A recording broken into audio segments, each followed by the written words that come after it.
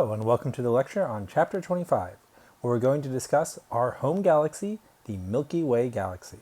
Alright, so here is a view of the Milky Way galaxy as we would see it from the surface of Earth.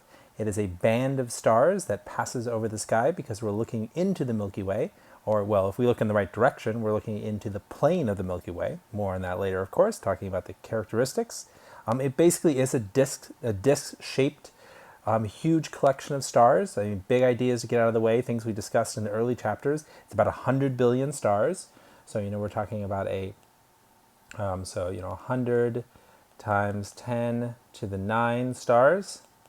All right. So if we think about it, I guess that's 10 to the 11 stars. All right.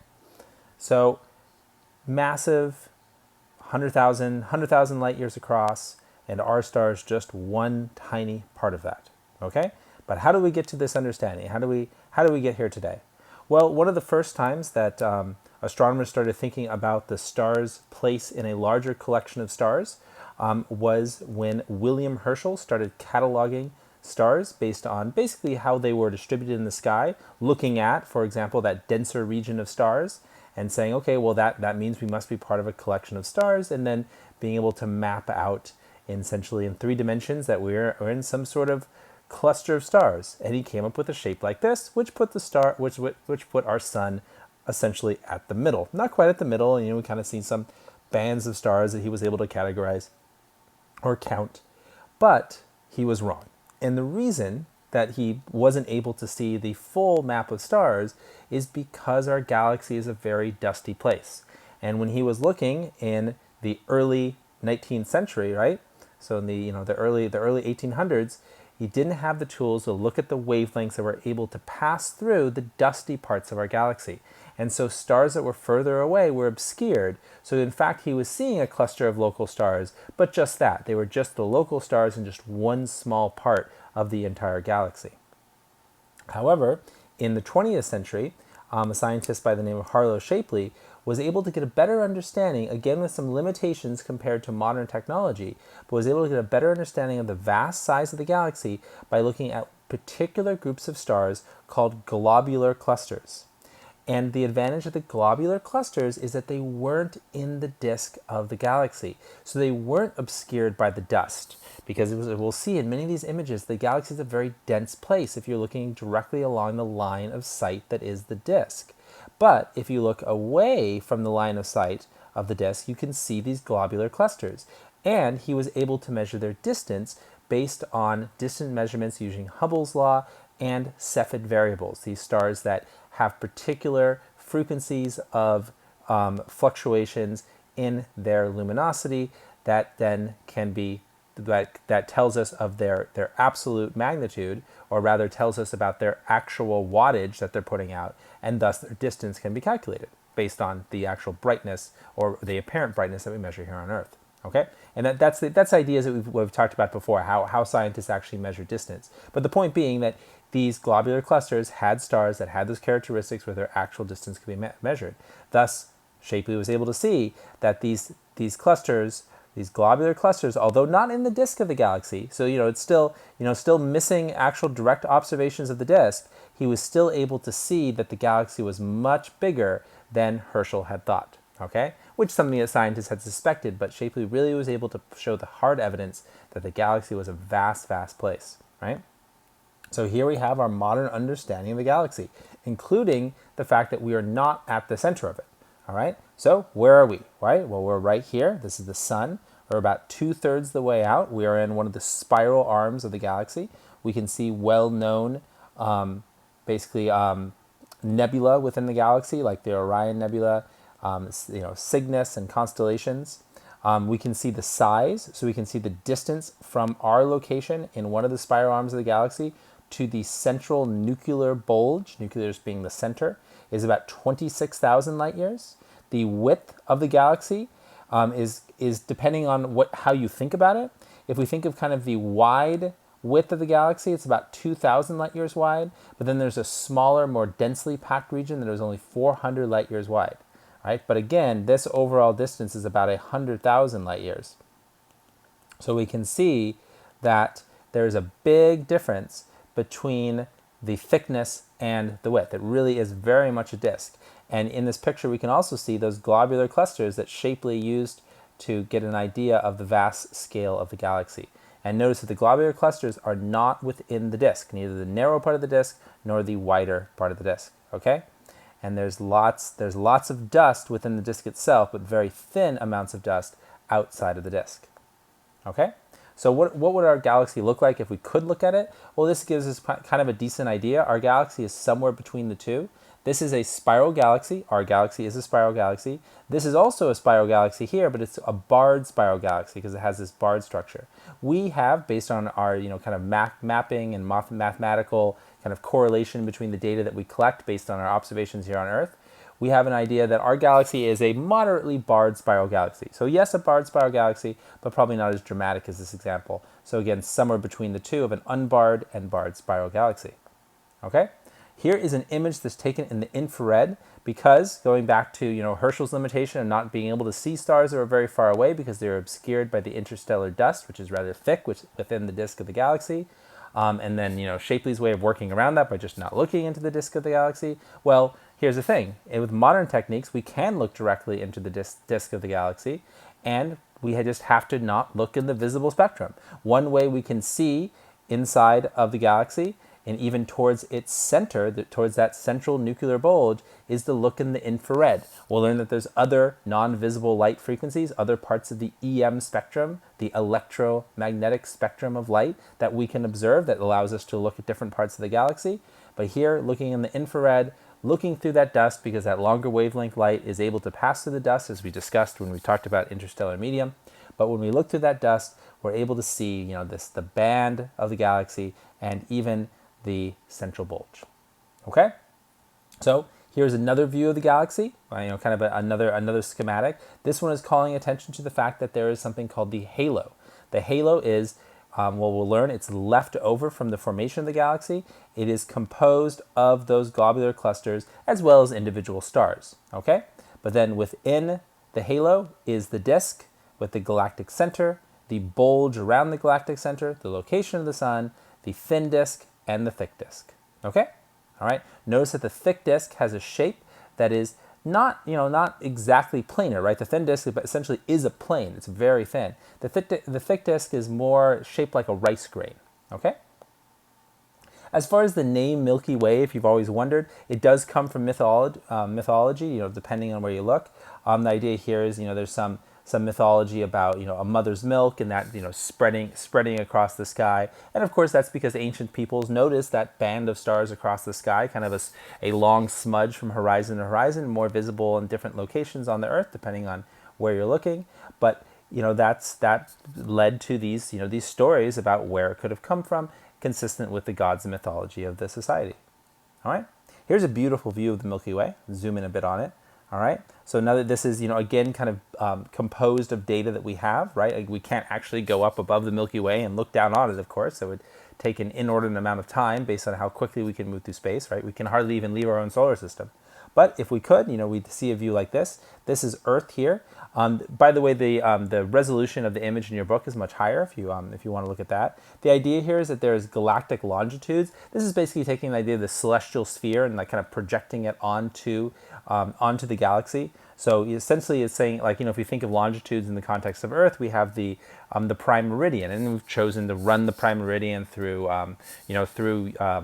Great Britain based on the imperial history, the colonization of parts of the world and subjugation of peoples by the British historically. So there's this special line that runs through Great Britain.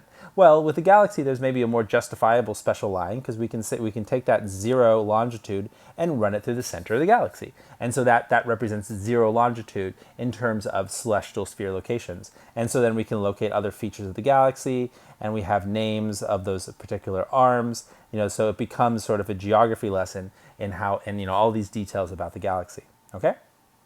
All right, but again, it's not a direct image, but instead is composed of lots and lots of data, most of which is taken in wavelengths outside of visible light, because you can't see it directly, it's visible light.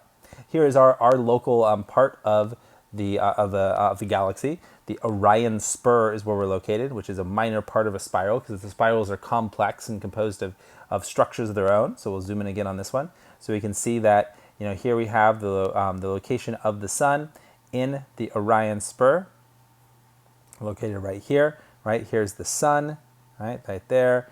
We're next to the Sagittarius arm, the Perseus arm, and so on, the Cygnus arm.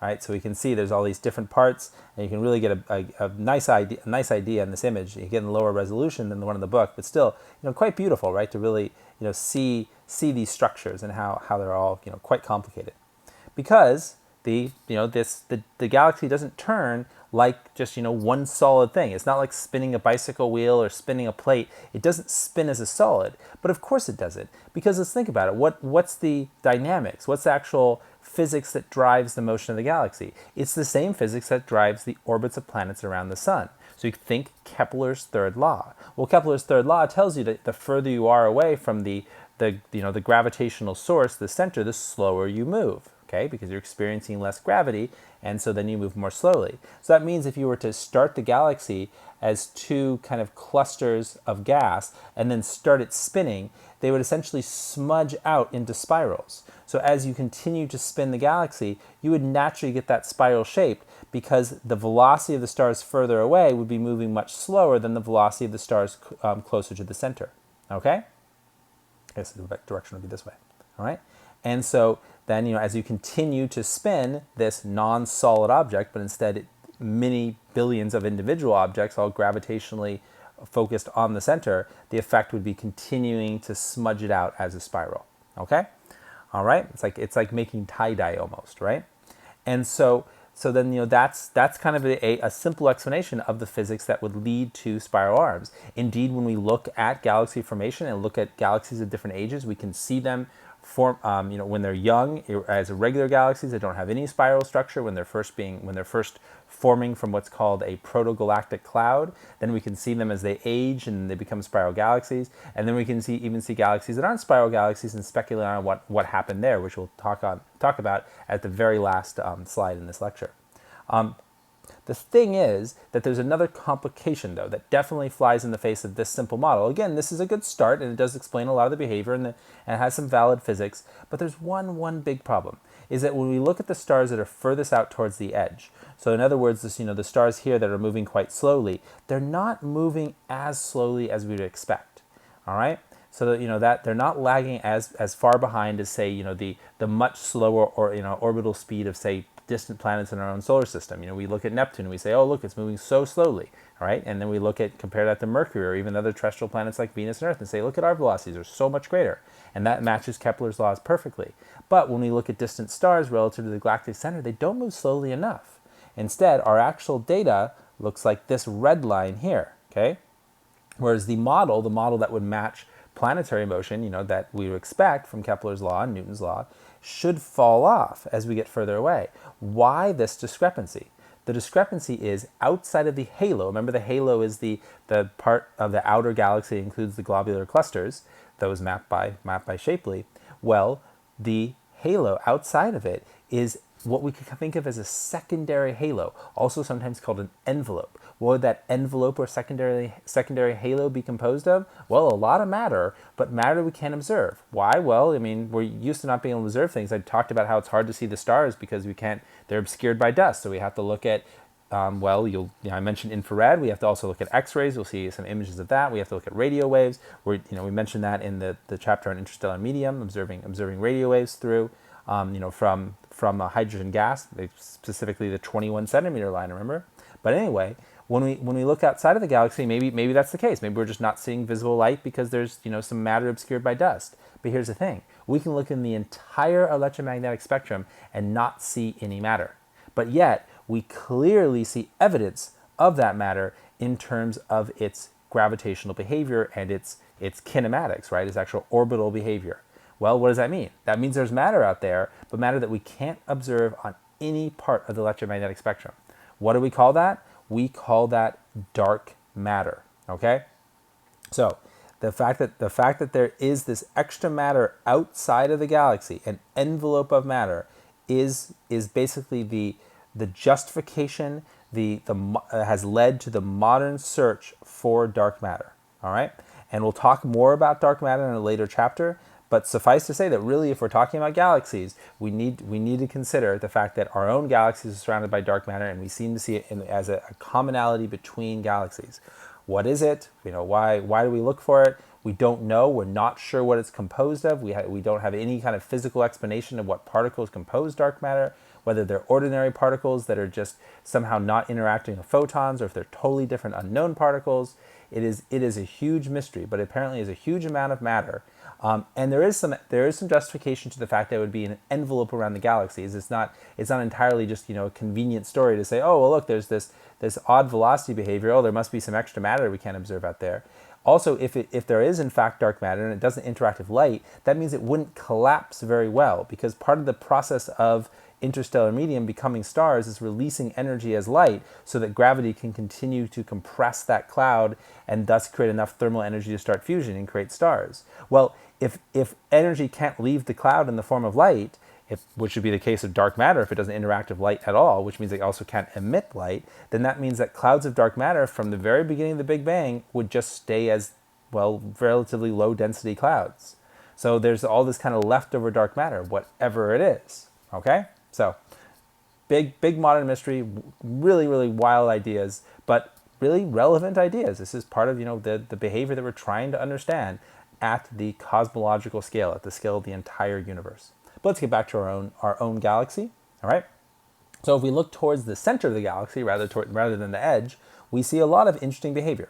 So this is looking to the center of the galaxy in radio waves around 90 centimeters. These are radio waves that would be emitted from relatively hot gases that are ionized and having energy level transitions of electrons within that gas, but small transitions of electrons, thus emitting very, very long wavelength light, although the gas itself is fairly warm. This isn't like molecular motion, black body radiation motion. This is just small electron exchanges. And also notice that it's not the 21 centimeter line necessarily, because this is an ionized gas. Remember, the 21 centimeter line specifically comes from atomic gas that is non-ionized and cooler. So this comes from a hotter gas, which we might expect at the galactic center, because there's a lot of activity at the galactic center. If we're going to be looking for the 21 centimeter line, that would be throughout the disk of the galaxy, including the other side of the galaxy from the center, right? That's where we'd be picking up the 21 centimeter line if we wanted to map the galaxy, the very far edge, on the other side. Okay. All right, but anyway, this we can see all types of interesting phenomenon here, some interesting names, like the mouse and snake, referring to particular lines. Also, some of the radio waves here are actually being emitted by supernova remnants, because another way that radio waves are emitted, other than relatively hot ionized gases, radio waves can be emitted when electrons move very quickly. If you accelerate an electron at a very great rate, it will actually emit a radio wave, just like we create radio waves in radio antenna here on Earth. We essentially oscillate electrons up and down that radio antenna very quickly.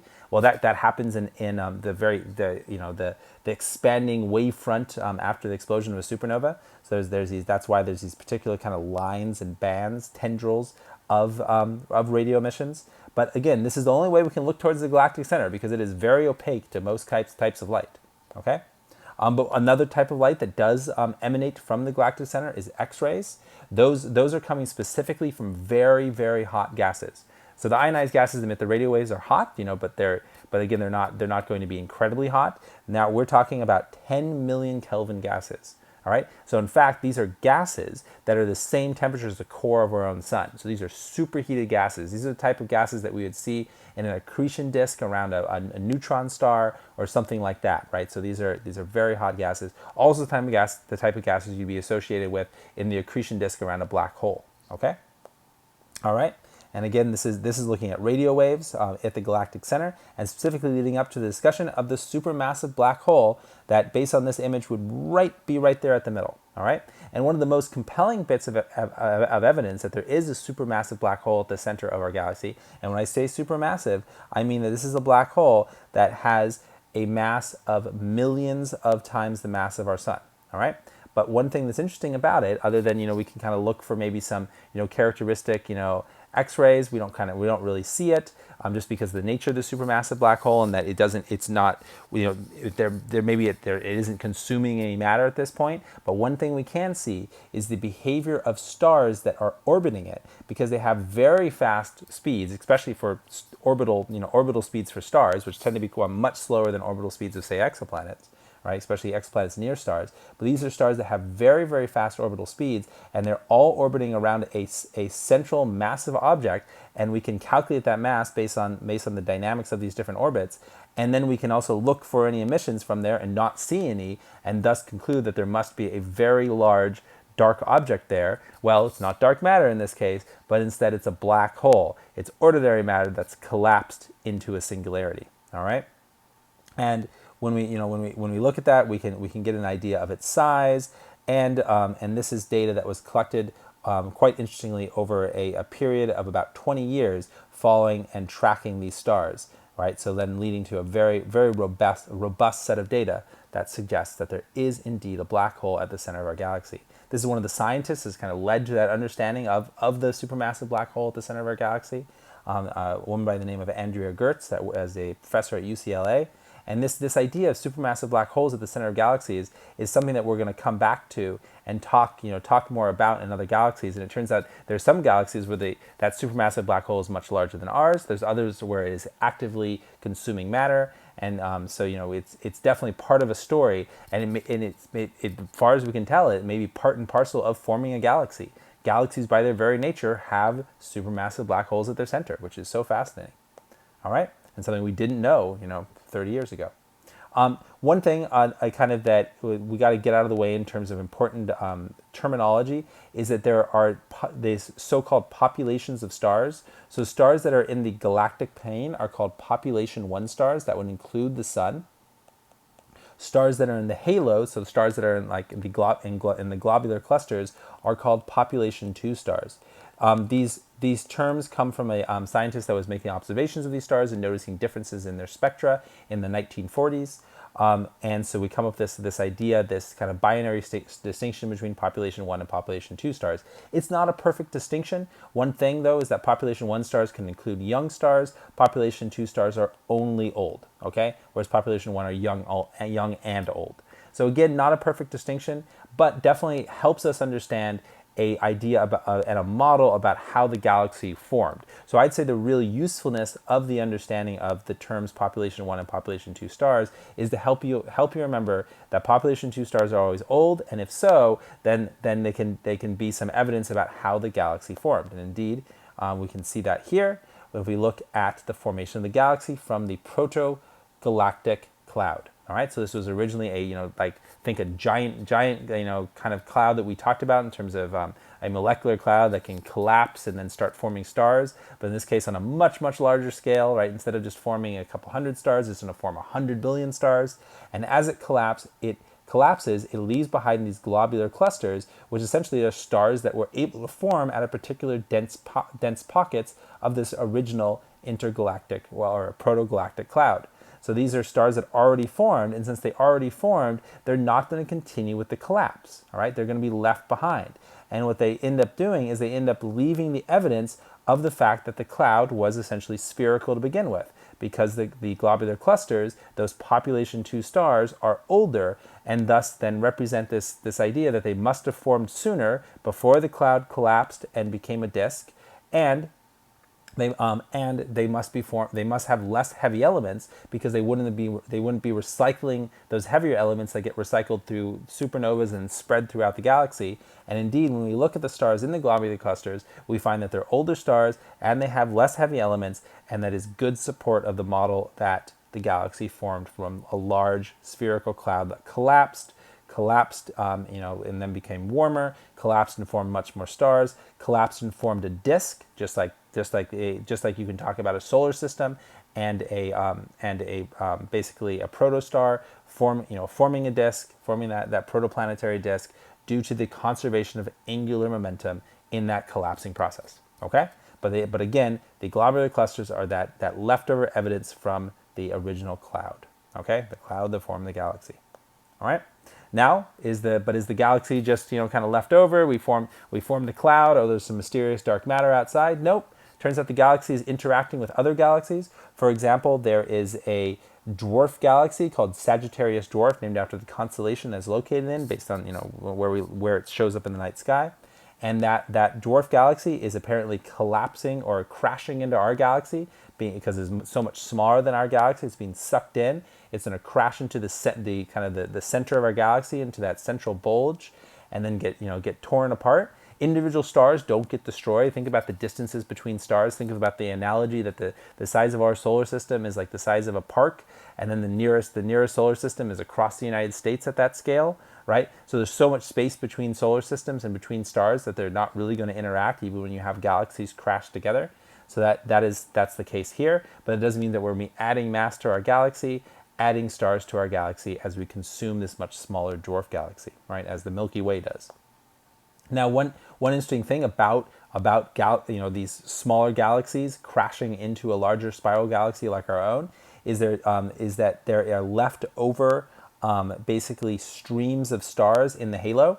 And so this is interesting because this tells us that the halo is not just formed of older population 1 stars, but there must actually be stars in the halo that are younger, right? So there should be some globular clusters that aren't really kind of typical population old, very, very few heavy element stars. Instead, there should be some globular clusters that are actually the leftover cores of consumed galaxies that were left to spiral around in the halo, basically having orbits and leftover momentum. That means that they're not going to be entirely moving within the disk because they weren't part of that original formation. Instead, they're kind of left as like a tendril spinning around out of control for hundreds of millions of years. And indeed, if we look at this particular globular cluster M54, we think that it actually might be the nucleus of that very same Sagittarius dwarf galaxy. So that's a great exception to the idea that globular clusters are just groups of old stars. Not necessarily. Some of them are actually the cores of consumed galaxies. Right? Most of them aren't. Right? Most of them are left over from the formation of our own galaxy, but not all. All right, so very interesting exception there, and showing the dynamics of galaxies that interact with each other. It actually brings me to one interesting point that I've always thought is so amazing, because you think about the idea that at the scale of of planets and stars, that the distance between stars is so great. There's so much vast emptiness between stars. Again, the analogy that our solar system is the size of a park, at a certain scale, and then at that scale, the nearest star, the Alpha Proxima, is across the entire United States, 2,500 miles away, right? So just so much vast emptiness that you'd have to travel between stars. But not so with galaxies. Galaxies are close to each other. You take a galaxy, that disk of 100 billion stars, it's maybe only 2 or 3 galactic radii away until there's another galaxy. So galaxies are actually quite close to each other and interacting in very complicated ways that you would never find within solar systems. Now, there are some exceptions. You can have stars that form together and are very packed clusters of stars, and they can interact more directly. But even then, nowhere near as directly as galaxies themselves. Okay? Case being that in about 4 billion years, so really starting in 3.7 billion years, we are going to crash into our neighboring galaxy called Andromeda. Andromeda is another spiral galaxy. It's actually larger than the Milky Way, slightly larger. Currently, it's about 2 million light years away, but it won't be for long because we're moving pretty fast. And so in 3.75 billion years, so still a ways out, our galaxy is going to crash into the Andromeda galaxy. Specifically, we're actually going to be gravitationally attracted to the Andromeda galaxy. So in a real sense, the Andromeda galaxy is going to consume the Milky Way galaxy, but they're both fairly comparable in size, so it's more of a crash. All right? And we can continue to kind of see that process. There's going to be huge amounts of stellar formation. This is what the night sky would look like as the crash continues. And by the way, it's going to be, once we get close enough to the Andromeda galaxy and it becomes bright enough, it would be quite a sight to see in the local sky. It really would be so amazing to have a galaxy that we are about to crash into, because it would be quite visible. Even now, the actual angular size of the Andromeda galaxy is about 4 times wider than the moon. So it already takes up a big part of the night sky. But since it's so far away, and there is actually a very, very, very low density gas that exists between galaxies, its light is incredibly obscured, so it's very faint. But if we could see it, it's a large smudge, again 4 times wider than the diameter of the moon. So if it was closer and brighter, it would dominate the night sky, just like looking into our own galaxy dominates the night sky. right? As long as there's not a lot of light pollution. And so we'd actually see a big spiral galaxy in the sky, taking up a significant portion of the horizon to the zenith. Just amazing to think about that. That could have been when we happened to evolve, but we didn't. But still, our night sky is beautiful. All right. So anyway, so as the galaxies crash together, we'd see large bands of star formation, then a huge phase of chaotic star formation. Eventually, there would be kind of one galaxy would pass through the other, and there would kind of be this sort of like bounce back because they have momentum after all. So the galaxies would kind of crash together, interact, then continue to pass through each other, sort of start passing away, but then oscillate back almost like a spring. So it's like they're like kind of the oscillating, being pulled back and forth due to the gravitational attraction, but also the amount of kinetic energy they had in the first place, their momentum.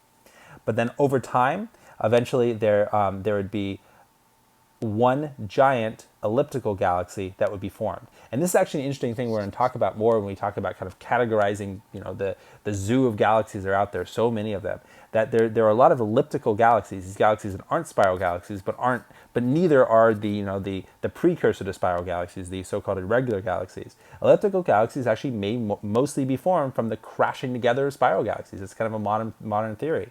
And here we see that's kind of the theory, the model that suggests that's what will eventually happen after about 5.1 billion years from now. So a crash that starts in 3.75 billion years concludes about 1.5 billion years later, and then we have, instead of two spiral galaxies, just one giant elliptical galaxy. An elliptical galaxy is kind of, as the name implies, it's just kind of a one big blob. It's an ellipsoid, so it's a spherical ellipse. So what's interesting about this is this beautiful artist rendition is taken from a certain perspective, about 25,000 years from the center of the Milky Way. But that actually might not be the case. It's very likely that our own sun could get flung out of this elliptical galaxy and just become an isolated star with no home galaxy at all during the process. Who knows? But we wouldn't necessarily stay where we are, but we're also probably not going to crash into another star. And if you're thinking, these time frames seem really huge, 5.1 billion years from now, they in fact are. That's going to be right up to the point where our star is becoming a red giant and starting to die. Our star is about 4.5 billion years old, and it's only going to live about 10 billion years. So if we go 5.1 billion years from now to this point, well, this is about when Earth is going to be consumed by the sun anyway, and there's not going to be an Earth as a vantage point to be looking at the new galaxy that's formed from the collision of the Andromeda galaxy and our own Milky Way galaxy. But such fun stuff to think about. The ultimate fate of our galaxy and our planet and our solar system, our sun and everything. All right. Well, thank you so much for watching this lecture video on our chapter on the Milky Way galaxy, and we'll have lots of more interesting galaxy and galactic discussion and the nature of the universe discussion in future chapters. Bye for now.